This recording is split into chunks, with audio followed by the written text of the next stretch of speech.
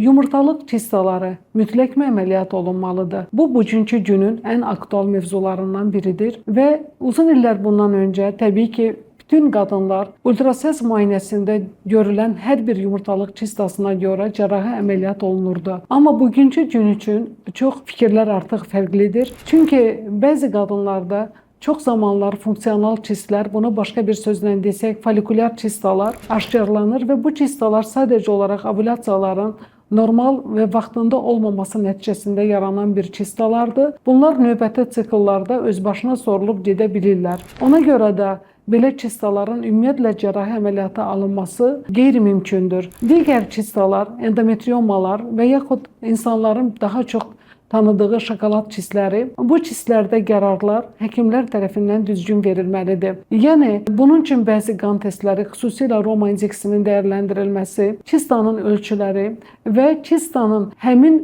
pasientdə yaratdığı müəyyən bir problemlər düzgün araşdırılmalıdır və yalnız ondan sonra əməliyyatın olub-olunmamağı haqqında həkim tərəfindən qərar verilməlidir. Qadınlarda dermoid kistlər deyilən kistlər mövcuddur. Bunlar embriogenez kistləri sayılır. Yəni bu kistlərin daxilində piy toxuması, dırnaq, tük, hər bir elementlər mövcuddur.